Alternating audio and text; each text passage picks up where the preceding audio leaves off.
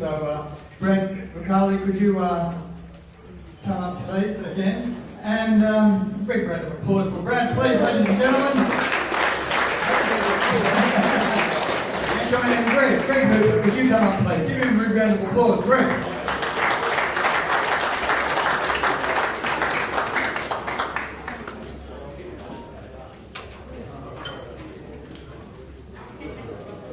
Thank you. Well, from Mark Harrison, I thought this was going to be not a hard one, but my job, Golly. I'm just so delighted that I can induct both of these guys who are both very, very deserving for their contribution to the sport of boxing. In very, very vast differences. Mark has been in the city and around the cities, where all the action is. This guy hasn't been in the action. He's thousands of kilometres away. If you've got a gymnasium in Townsville or Weeper or Bowen or somewhere like that, right, which you have, absolutely, Thursday Island, you want to go and get some sparring. At the worst, the best it is going to be probably 10 or 12 hours drive, so, and you've dealt with that. So let's just delve a little bit into your career. Let me tell you, there's nothing else. Scooter, better known as Gregory John Hooper, born in Brisbane in 1962. And now he resides in Townsville in North Queensland. He commenced boxing in 1976 at the Wellington Street PCYC in Townsville, having just won 5 before he left to join the legendary Lance and Sharky Hughes at Scorpio Lodge. Greg, tell us a little bit about Scorpio Lodge. Over the years, I've refereed heaps of their fighters, and coming to be close, mate. Scorpio Lodge is actually an institution in North Queensland, or far North Queensland, West Queensland, anywhere in. They're just an amazing job that they've done. Some of the great fighters have come out here. Yeah, I was blessed to lead to walk up and he just said, see you Monday. I said, but I'm still training here. He said, well, turn up Monday, I'll never. So I went there and had the rest of the amateur and all me played like Scorpio Lodge, so I was really happy with that. And they're a really decent bunch of guys, aren't they? Lance and Sharky, they're incredible guys, absolutely dedicated, committed to the sport of boxing, and it's irrespective whether you're 5 years of age or 50 years of age, they supported everyone. Oh, and we had Junior Thompson and David Sarago and, Sharky won the Queensland title, so we were the Townsville boys. We'd come down to Brisbane or Sydney and fight everyone and all that sort of stuff. So no, it was a good lesson in life, but they were family, and that's why if you get a good boxing club and a good mob around you, your family for life. I'm blessed sitting at my table, Ronald Lou, who broke my ribs, Ronald, 42 years ago at Festival Hall. You two guys fought at Festival Hall, that's right, yes. And we were just working out actually at Festival Hall in that thing. There was Lon Johnson, Brian Jensen, and Mark Jensen. There's 8 of us inducted into the Hall of Fame, so congratulations. Yeah, absolutely. You had 18 fights with Scorpio Lodge. You captured 2 Golden Glove state titles Golden Gloves titles in 1979 and 1980. Sadly, because of work commitments, you couldn't attend the state titles in Redcliffe. Were you with the Railways at that stage, or were you just I was just working in Australia on the Railways till I was 22. I must admit, Greg had a fascination with trains. Right? Not the little boop trains there, he actually drives them, right? So, but you were deeper than that involved in the railways, and I'll just mention a little bit of that. You started with the railways in August 1984, and you said it was a life experience as learned from the art of boxing, the mental toughness, the never say die attitude that helped you in this job immensely. And I can imagine you became the union delegate representing train drivers in 1992, improving their work and pay conditions, fighting for things like even just to have a day off, etc., here and there. For your work and diligence, you were awarded life membership of the Australian Federated Unions of Locomotive Employees. That was a pretty big effort there, Greg. I was proud of that. So. Yeah, it's amazing, especially way up there too. So traditionally, if you're not in Brisbane, Sydney, or Melbourne, you're not known. So up there to be recognised, that was quite amazing. There was also a really unpopular decision, a government decision at the time, to sell the freight side of the rail in the year 2010. You then decided to quit and become a service delivery improvement manager and you did that until you retired in 2018. What was the service delivery involved? Just look, every train service should just go right through them and see what, how you can improve it, things like that. But yeah, I retired 3 times. I was retired until 2 weeks ago. I was just going to say, in 2018 you picked up the telephone and you were taught back into the railways again, but not as a delivery of egg. You were a train driver assessment. So you assessed all the train drivers and taught all the train drivers how to give way to the right and how to stop and keep distance between trains and all that. So that would have been a very interesting and also a challenging job. Yeah, no, it was Pacific National and the sugar contract, so I went back and set it up for it.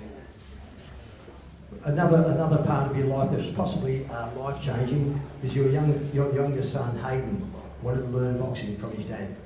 Okay, and we've all done that. Now, your wife was a proud First Nations lady, and she had a huge amount of connections in North Queensland. You opened up a gym in Townsville, and it became so popular, and it grew so rapidly, that before you knew it, you were training hundreds of young children up there. Many Indigenous kids and many just kids off the street, including a large number of Indigenous kids. And you put them all in the right direction, Greg. Tell me a little bit about how you got involved into sort of say, well, okay, little Bradley, you're a good little fighter, but you're a little bugger, get off the street and stop pinching cars and stop breaking into people's houses. Oh, it was just having good people like Uncle Ray Dennis, who got inducted in 2007. Uncle Ray, yeah, absolutely. So just a lot of good people around, like in Ingham and that, we just help the clubs, you know what I mean? And everyone just wants that pat on the back as well as a kick up the arse. They need both. But, it's a matter of doing it properly, and I think that's what boxing, when it's done properly, teaches everyone. So I had good teachers in Leamington, Uncle Ray, so and Dad. Uncle Ray, I was there when he was inducted, and what a beautiful human being. There's a better human being about I haven't met him. He did so much on Palm Island for all the Aboriginal fighters over there, and everything came out of his own pocket. Not 1 cent did he get from anybody.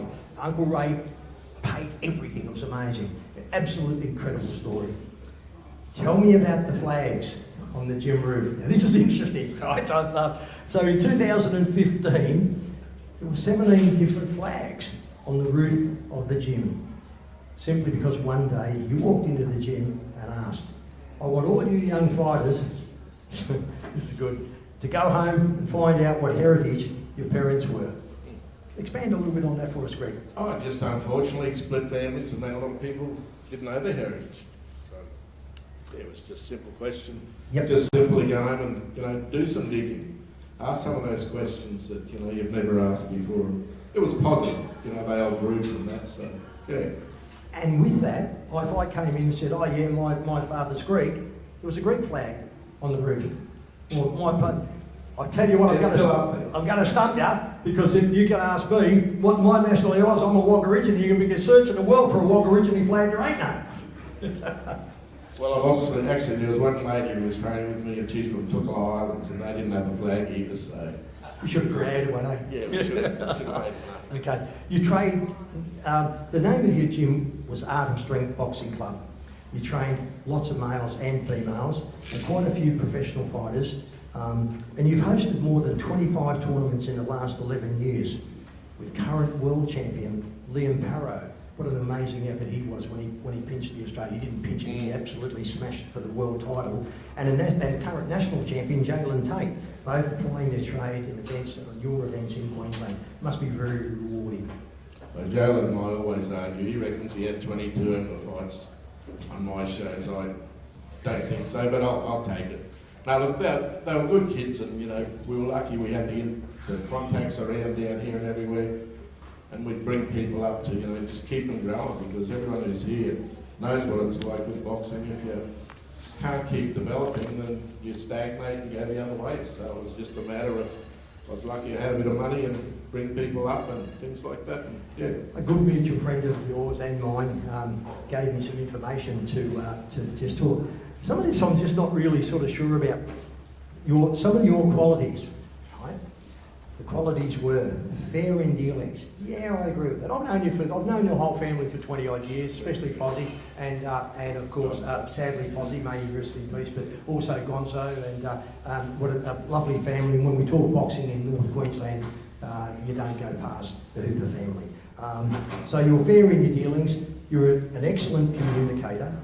You're excellent people skills. How much did you pay him?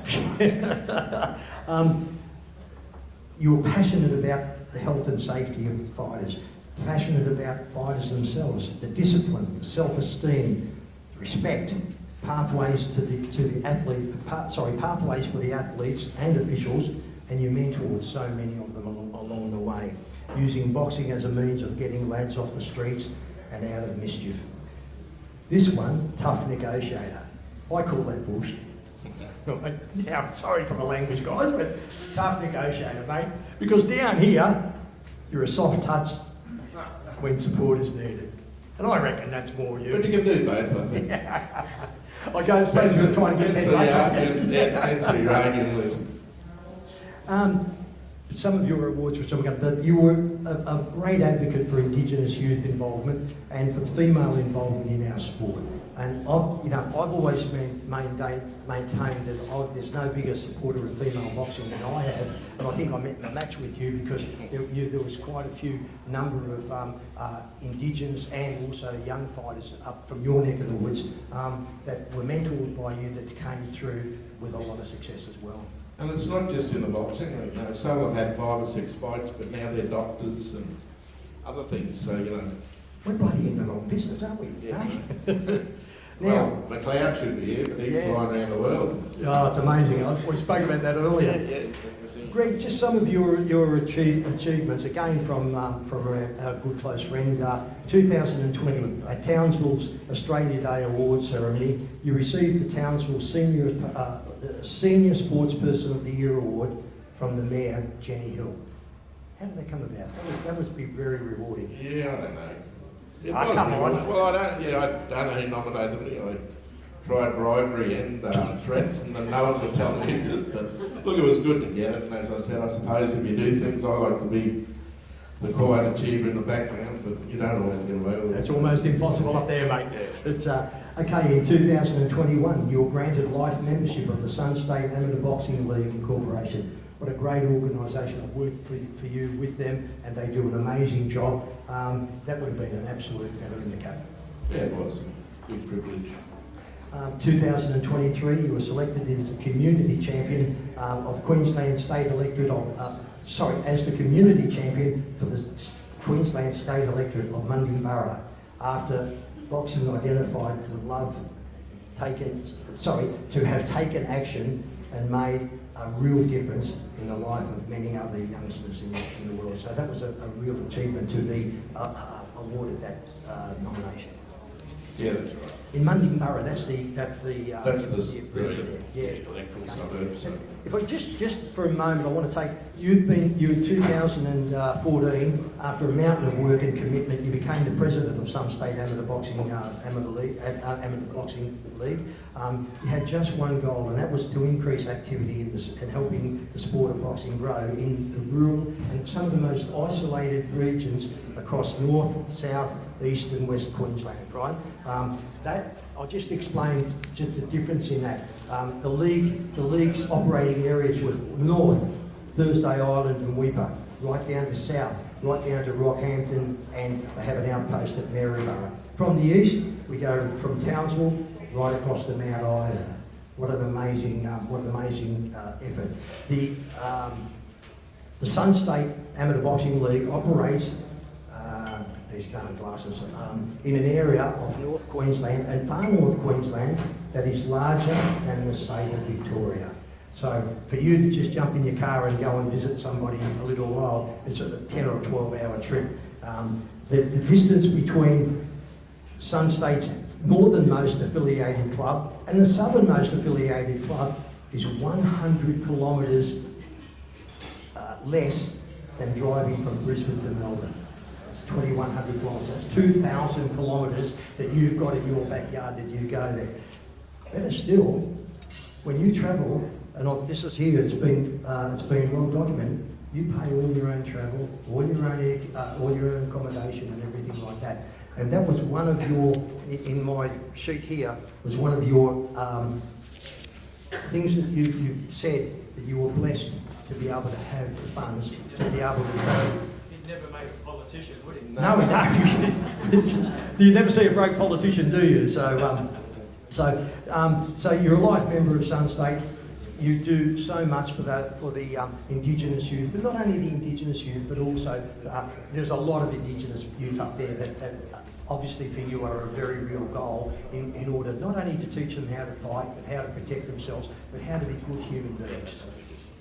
Yeah, that's the biggest thing. Just how to lead a normal life, like a lot of people haven't got guidance. So they just need that little bit of direction and then they come around. So. And Scoot, you've always maintained that the sport of boxing is a wonderful sport if it's provided it's in the hands of the right people and for the right reasons. I know you're a humble, look, I really do, I know you're a humble, decent man who will always do what's best for the sport and for those involved. I know you're honoured to be recognised for your contribution to the sport by working hard and actively helping it, not just to grow, but to survive in far north Queensland. Today, can you just tell who your guests are on your table here? I know there's quite a few, so... Well, I've got my Uncle Terry here videoing me. Yep.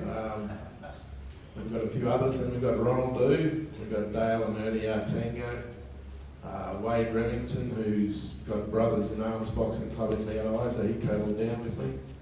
And we were supposed to have Darren Obar, but he's in Sydney, and as I said, Ian McLeod sent me a flight pattern saying he was about to land in Taipei or somewhere, so... They don't think they're blessed. So, I'm blessed to have those sort of people even talk to me, so, yeah. Must have done something right sometime. Okay, ladies and gentlemen, today you've heard just a little bit about the sacrifice, the dedication, hard work and achievements of a very special man in Greg Scooter Hooper. Well, he's better known as Scooter, so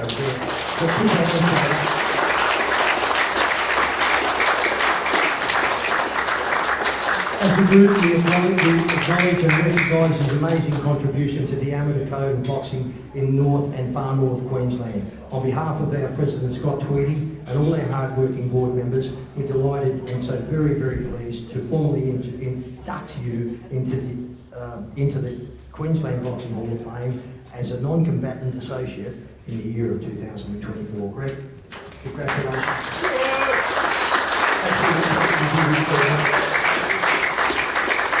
And no better deserved person to have that, mate. Brings a tear to my eye. Absolutely. Thanks a lot. Amazing. Sure, we'll talk Well done. soon. Thanks, ladies and gentlemen. Greg Hooper, ladies and gentlemen.